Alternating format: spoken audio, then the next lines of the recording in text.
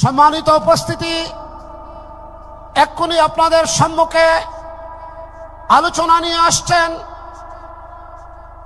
বিশ্বনন্দিত মুফাসসিরে কোরআন, কোরআনের পাখি বলে খ্যাত, যিনি দীর্ঘ অর্ধ শতাব্দীরও বেশি পৃথিবীর অর্ধ শতাধিক দেশে কোরআনুল কারীমের তাফসীর করে দাওয়া ইলাল্লাহর কাজ করেছেন, সত্য এবং ন্যায়ের পক্ষে মানুষকে আহ্বান করেছেন।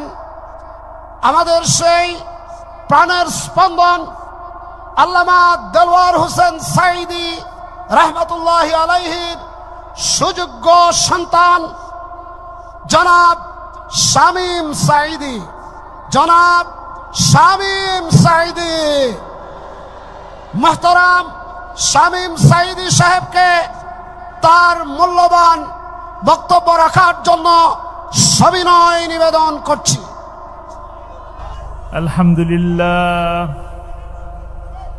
আলহামদুলিল্লাহ নাহমাদুহু ওয়া নাস্তাঈনুহু ওয়া নাস্তাগফিরুহু ওয়া নাউযু বিল্লাহি মিন শুরুরি আনফুসিনা ওয়া মিন সাইয়্যাতি আ'মালিনা মান ইয়াহদিল্লাহু ফালা মুদিল্লা লাহু ওয়া মান ইউদ্লিল ফালা হাদিয়া লাহু ونشهد أن لا إله إلا الله وحده لا شريك له ونشهد أن سيدنا وحبيبنا ومولانا محمدا عبده ورسوله الذي أرسله بالحق بشيرا ونذيرا وداعيا إلى الله بإذنه وسراجا منيرا فقد قال الله تعالى في كلامه المجيد وفرقانه الحميد أعوذ بالله من الشيطان الرجيم بسم الله الرحمن الرحيم إن الله وملائكته يصلون على النبي يا أيها الذين آمنوا صلوا عليه وسلموا تسليما اللهم صل على سيدنا مولانا محمد وعلى آله سيدنا مولانا মুহাম্মদ। মোহাব্বতের সাথে আমরা সবাই সমস্বরে বলি আল্লাহুম্মা সাল্লি আলা سيدنا مولانا محمد وعلى آله سيدنا مولانا محمد بلغ العلا بكماله كشف الدجى بجماله حسنت جميع خصاله صلوا عليه وآله حضرات علماء کرام،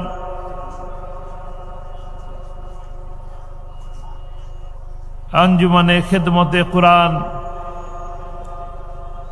মাহফিল আজ 50 বছর পূর্তি এবং মাঝখানে 12 বছর বন্ধ থাকার পর পুনরায় শুরু হলো আজকের এই ঐতিহাসিক তাফসিরুল কোরআন মাহফিলের সম্মানিত সভাপতি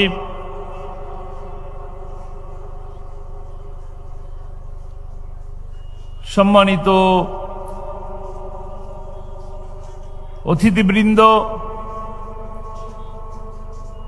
এবং মঞ্চে উপবিষ্ট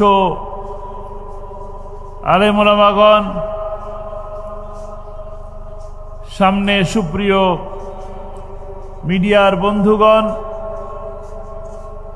প্যান্ডেলের নিচে দূর দূরান্ত থেকে আগত কিশোর, তরুণ, যুবক, মুরব্বিয়ান ভাইয়েরা, প্রশাসনের কর্মকর্তাবৃন্দ, পর্দার আড়ালে শ্রদ্ধেয় মা ও বোনেরা, মাইকের আওয়াজ যে পর্যন্ত যাচ্ছে, যারা শুনছেন তাদের সকলকে অন্তরের অন্তঃস্থল থেকে জানাচ্ছি আসসালামু আলাইকুম ওয়া রাহমাতুল্লাহি ওয়া বারাকাতুহু। সর্বপ্রথম মহান মুনিবের দরবারে শুকরিয়া আদায় করি, আল্লাহ রাব্বুল আলামিন দয়া করে, মায়া করে, করুণা করে 12 বছর বন্ধ থাকার পর এই ঐতিহাসিক কোরআনের মাহফিল আবারও শুরু করার তৌফিক দিলেন। সেই মহান মুনিবের দরবারে শুকরিয়া আদায় করে বলি আলহামদুলিল্লাহ। রব্বানা লাকাল হামদ হামদান কাসীরান তাইয়্যিবান মুবারাকান ফীহি। সেই সাথে আঞ্জুমানে খেদমতে কোরআন কর্তৃপক্ষকে এত সুন্দর, এত বিরাট মাহফিল আয়োজন করার জন্য আপনাদের সকলের পক্ষ থেকে ধন্যবাদ জানাই, মোবারকবাদ জানাই। সেই সাথে ছোট্ট করে কৃতজ্ঞতা জানাই এত বড় মঞ্চে আপনাদের প্রিয় কোরআনের পাখি শহীদ আল্লামা দেলোয়ার হোসাইন সাঈদী রাহিমাহুল্লাহ টানা 34 বছরের মাহফিলে আজকে আমাকেও এখানে আসার সুযোগ করে দিলেন। কৃতজ্ঞতা জানাই, ধন্যবাদ জানাই। আমাদের এরকম সুযোগ ছিল না। ছিল কি? ছিল না। আমাদের একসাথে 5 জন বসার সুযোগ ছিল না। আমরা একসাথে 5 জন বসলে জঙ্গি হয়ে যেতাম, সরকার উৎখাতের ষড়যন্ত্রকারী হয়ে যেতাম, সন্ত্রাসের নাশকতার চক্রান্তকারী হয়ে যেতাম। সেই জায়গা থেকে আল্লাহ রাব্বুল আলামিন দয়া করে, করুণা করে 2000 ছাত্রের জীবনের বিনিময়ে 40,000 আমাদের ভাই বোনদের রক্তের বিনিময়ে আজকে আমরা এখানে একত্রিত হতে পেরেছি। বলি আলহামদুলিল্লাহ। নতুন একটা বাংলাদেশের স্বপ্ন দেখছি, কোরআনের বাংলাদেশের স্বপ্ন দেখছি। যে স্বপ্ন আপনাদের কোরআনের পাখি আল্লামা সাঈদীর স্বপ্ন ছিল, 2টা স্বপ্ন। তার কয়টা স্বপ্ন ছিল? তার 2টা স্বপ্ন ছিল। প্রতি মাহফিলে তিনি বলতেন, শাহাদাতের মৃত্যু কামনা করতেন। এটা ছিল তার একটা স্বপ্ন। আর দ্বিতীয় স্বপ্ন ছিল কোরআনের রাজ প্রতিষ্ঠা হয়েছে, এই দৃশ্য দেখে যেন আমার মৃত্যু হয়।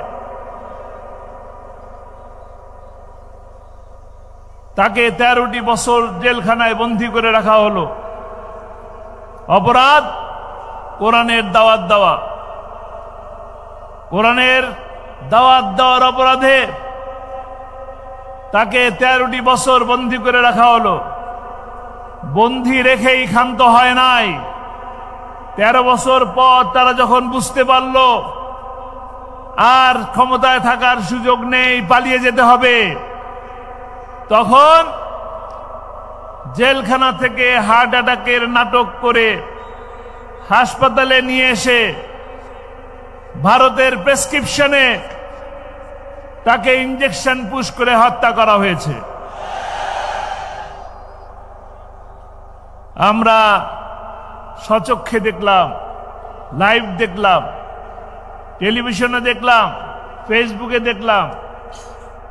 ওনার চমৎকার হাসি, মিষ্টি মধুর হাসি, জান্নাতি হাসি, সেই হাসি দেখে সারা দুনিয়ার মানুষকে কাঁদিয়ে তিনি চলে গেলেন। সালাম দিলেন, সকলকে সালাম দিলেন, বললেন আলহামদুলিল্লাহ অনেক ভালো আছি।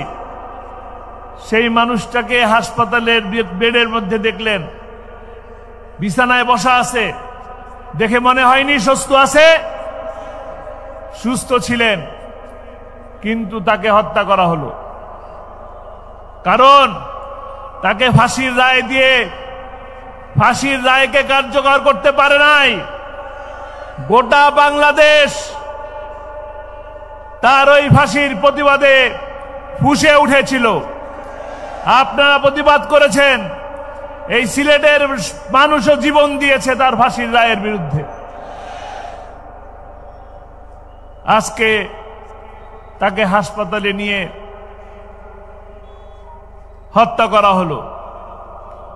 আমরা এই হত্যার প্রতিশোধ নেব ইনশাআল্লাহ।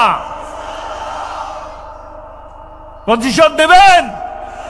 কারা কারা নেবেন?